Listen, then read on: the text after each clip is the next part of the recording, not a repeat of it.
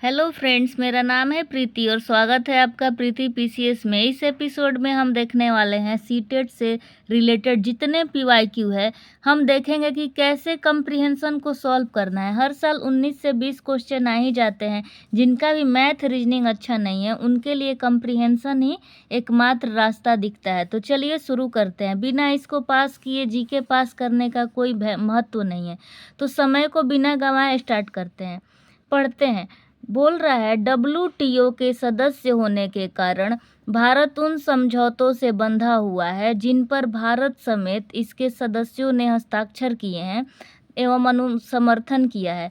समझा जाता है कि कृषि समझौतों के अनुच्छेद 6 के अनुसार कृषि उत्पादों के लिए न्यूनतम समर्थन मूल्य उपलब्ध कराने से स्वीकृति आएगी। यानी बोलता है कि जो डब्ल्यूटीओ का अनुच्छेद 6 है इसके अकॉर्डिंग अगर हम एमएसपी लाते हैं तो उसमें कुछ विकृति आती है और इसे सीमाओं के अधीन रखा गया है। मतलब आप एमएसपी नहीं दे सकते हैं, फिर भी हमारा भारत देता है। न्यूनतम समर्थनों से उत्पन्न आर्थिक सहायता विकासशील देशों के लिए कृषि उत्पादन के मूल्य के 10% से अधिक नहीं हो सकती। ठीक है, आप 10% से ज़्यादा नहीं दे सकते हैं। भारत में पीडीएस के लिए एमएसपी और खाद्यान्न का सार्वजनिक स्टॉक होल्डिंग आवश्यक है। यह संभव है कि कुछ वर्षों में उत्पादकों को दी जाने वाली आर्थिक सहायता कृषि उत्पादन के मूल्य के 10% से अधिक बढ़ जाए। ठीक, अब बोल रहा है कि उपयुक्त परिच्छेद क्या निर्णायक संदेश देता है। क्या संदेश दे रहा है? जब लेखक लिख रहा है तो क्या निर्णायक संदेश है? ऑप्शन ए है कि भारत को अपने पीडीएस को संशोधित करना चाहिए। इस परिच्छेद में कहीं भी नहीं दिया हुआ है संशोधित करने के लिए, तो इसको काटिए। भारत को डब्ल्यूटीओ का सदस्य नहीं होना चाहिए। क्यों भाई, क्यों नहीं होंगे? काटो इसको। भारत के लिए खाद्य सुरक्षा व्यापार के साथ टकराव उत्पन्न करती है। अभी इसको रोकते हैं। डी देखते हैं। भारत अपने गरीबों को खाद्य सुरक्षा देता है। ठीक है, लेकिन इसमें कहीं भी बात नहीं की गई है। हमेशा याद रखिएगा कंप्रीहेंशन सॉल्व करते टाइम अपने से दिमाग नहीं लगाना है। जो यहाँ कहा गया है उसी को, यहाँ कहीं गरीबी की बात नहीं की गई है। लेकिन हाँ, ये जरूर बात की गई है कि अगर भारत के लिए खाद्य सुरक्षा व्यापार के साथ टकराव उत्पन्न करती है, अनुच्छेद 6 के तहत विकृति आएगी, यानी व्यापार के साथ टकराव उत्पन्न करती है। कितना इजीली हमने देख लिया। अब हम एक और परिच्छेद को सॉल्व करते हैं, फिर आपको और अच्छे से समझ आएगा। अब देखते हैं अपना अगला परिच्छेद।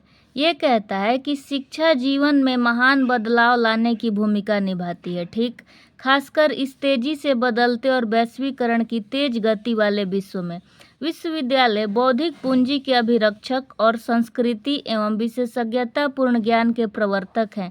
संस्कृति चिंतन की क्रियाशीलता और सौंदर्य तथा मानवीय भावनाओं की ग्रहणशीलता होती है।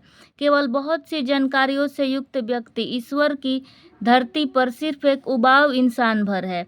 हमारा लक्ष्य यह होना चाहिए कि ऐसा व्यक्ति तैयार की जाए जिनके पास संस्कृति और विशेषज्ञतापूर्ण ज्ञान दोनों हो।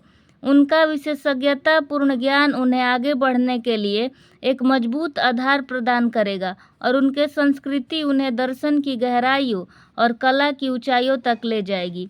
साथ मिलकर यह मानवीय अस्तित्व को अर्थ प्रदान करेगा। ठीक, अब बोल रहा है क्या पूर्ण अवधारणा बनाई है। पूर्व धारणा मतलब होता है जब ये लेखक परिच्छेद लिख रहा है तो उसने क्या सोच कर ये लिखा है। ठीक, क्या धारणा बनाई है। तो बोल रहा है कौन सी पूर्व अवधारणा वैध है, कौन सा सही है। बोलता है सुशिक्षित व्यक्तियों से रहित समाज आधुनिक समाज में रूपांतरित नहीं हो सकता। ठीक है, ये तो बात परिच्छेद में भी नहीं कहा गया है और बोल रहा है कि अगर कोई से रहित यानी कोई पढ़ा लिखा व्यक्ति नहीं है तो आधुनिक समाज में रूपांतरित नहीं हो सकता। तो ये तो एकदम ठीक है, सही है। क्या दूसरा भी ठीक है? देखते हैं। संस्कृति अर्जित किए बिना किसी भी व्यक्ति की शिक्षा पूर्ण नहीं होती। ये बात एकदम गलत है, क्योंकि ये बोल रहा है कि अगर हमें मजबूत व्यक्ति बनाना है तो हमें विशेषज्ञतापूर्ण और संस्कृति होनी चाहिए। लेकिन ये कहीं नहीं कहा गया है कि अगर संस्कृति नहीं रहेगी तो पूर्ण शिक्षा नहीं होगी। तो ये कथन एकदम गलत है। तो हमारा आंसर क्या हो जाएगा? केवल पहला।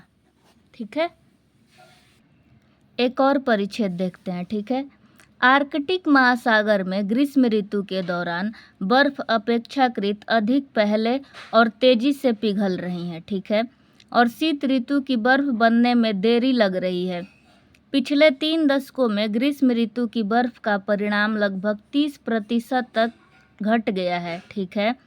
ग्रीष्म गलन की अवधि के लंब हो जाने के संपूर्ण आर्कटिक खाद्यजाल के, जिसमें ध्रुवीय भालू शीर्ष पर हैं, छिन्न भिन्न हो जाने का संकट सामने आ गया है। अब बोल रहा है, उपर्युक्त परिच्छेद से निम्नलिखित में से कौन सा सर्वाधिक निर्णायक संदेश व्यक्त करता है।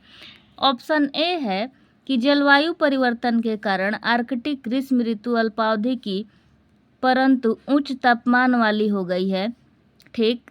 ध्रुवीय भालुओं की उत्तरजीविता को सुनिश्चित करने के लिए उन्हें दक्षिणी ध्रुव में स्थानांतरित किया जा सकता है। ऐसा बात कहीं नहीं कहा गया है। मैंने कहा ना, अपना दिमाग नहीं लगाना है, जो यहाँ कहा गया है बस उसी में से आपको सोचना है। ध्रुवीय भालुओं के न तो आर्कटिक क्षेत्र की खाद्य श्रृंखलाएं लुप्त हो जाएंगी, ध्रुवीय भालुओं के न होने से। बोल रहा है कि अगर ध्रुवीय भालू न ही होंगे तो आर्कटिक क्षेत्र की खाद्य श्रृंखलाएं लुप्त हो जाएंगी। ये कथन गलत है, ऐसा कहीं भी नहीं बात कहा गया है। जलवायु परिवर्तन से ध्रुवीय भालुओं की उत्तरजीविता के लिए संकट उत्पन्न हो गया है। और ए ऑप्शन बोल रहा है कि जलवायु परिवर्तन के कारण आर्कटिक ग्रीष्म ऋतु अल्पावधि की परंतु उच्च तापमान वाली हो गई है। ये भी नहीं कहा गया है। ये बोल रहा है अधिक देरी लग रही है, तो ये भी कथन गलत है। और ये आपका आंसर सही हो जाएगा, क्योंकि बोल रहा है ना, जलवायु परिवर्तन से ध्रुवीय भालू की उत्तरजीविता के लिए संकट उत्पन्न हो गया है। तो हमने देखा कितना आसान है। और आप ये बात ध्यान रखिएगा कि कम्प्रिहेंशन में 3 ऑप्शन ऐसे दिए रहेंगे जो बिल्कुल फर्जी होंगे। या तो सदैव लिखा होगा, या ऐसा लिखा होगा कि उसका इस पैसेज से कोई लेना देना ही ना हो। तो आपको अपना दिमाग लगाना है इस कम्प्रिहेंशन को देखते हुए कि इसमें कौन सी बात कही गई है, कौन सी नहीं कही गई है। तो यहाँ पे सबसे सटीक यही लग रहा है। सबसे पहले आपको एलिमिनेट करना है कि कौन सा जो ऑप्शन है वो फर्जी है, बस उसको काट दीजिए, फिर आपका आंसर निकल जाता है। तो अभी हम पहले बताइएगा कमेंट करके कि वीडियो कैसा लगा। क्या कम्प्रिहेंशन का वीडियो का एक प्लेलिस्ट बना दिया जाए और भी सॉल्व करके दिखाया जाए कि कैसे होगा। उसके बाद हम 10-15 वीडियो बनाएंगे तो बहुत अच्छे से समझ आएगा। तो मिलते हैं नेक्स्ट वीडियो में। Thank you so much for watching this video.